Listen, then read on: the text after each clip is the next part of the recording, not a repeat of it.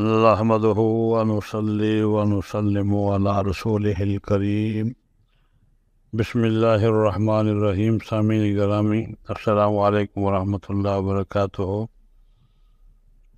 ذبح شدہ جانور کے خون کے چھینٹوں کا شرعی حکم کیا ہے؟ اور دوسرا سوال، قربانی کے خون میں پاؤں ڈبونا کیسا ہے؟ قربانی کرنے سے خون آلودہ کپڑوں میں نماز جائز ہے یا نہیں؟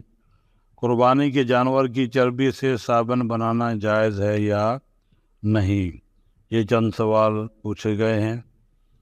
پہلا سوال سنیے، گائے اور بکرے کا خون ناپاک ہوتا ہے یا پاک؟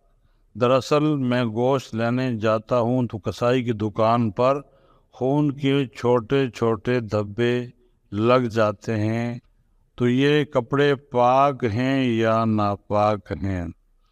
تو اس کا جواب یہ ہے کہ گوشت میں جو خون لگا رہ جاتا ہے وہ پاک ہے، اس سے کپڑے ناپاک نہیں ہوتے۔ البتہ بوقت ذبح جو خون جانور کی رگوں سے نکلتا ہے وہ ناپاک ہے۔ دوسرا سوال یہ ہے کہ ہمارے ایک رشتہ دار جب قربانی کرتے ہیں یا صدقہ کا بکرا کاٹتے ہیں، چھری پھیرنے کے بعد جب خون نکلنا شروع ہوتا ہے تو وہ اپنے دونوں پیر خون میں ڈبو لیتے ہیں۔ یہ ان کا کوئی اعتقاد ہے، یہ جائز ہے یا ناجائز ہے؟ تو اس کا جواب یہ ہے کہ یہ خون نجس ہے اور نجاست سے بدن کو آلودہ کرنا دین و مذہب کی روح سے عبادت نہیں ہو سکتا، اس لیے یہ اعتقاد گناہ اور یہ فعل ناجائز ہے۔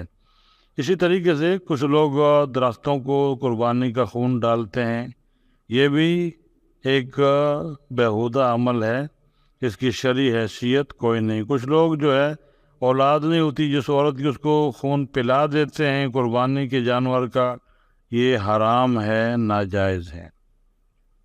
پھر سوال یہ ہے کہ قربانی کے جانور کا خون اگر کپڑے پر لگ جائے تو نماز ہو سکتی ہے یا نہیں؟ تو اس کا جواب یہ ہے کہ قربانی کے جانور کا بہتا ہوا خون بھی اسی طرح ناپاک ہے جس طرح کسی اور جانور کا خون، کہ اگر معمولی چھینٹے پڑ جائیں جو مجموعی طور پر انگریزی روپیہ کی چوڑائی سے کم ہوں تو نماز ہو جائے گی، ورنہ نہیں۔ البتہ جو خون گردن کے علاوہ گوشت پر لگا ہوا ہوتا ہے وہ ناپاک نہیں ہے۔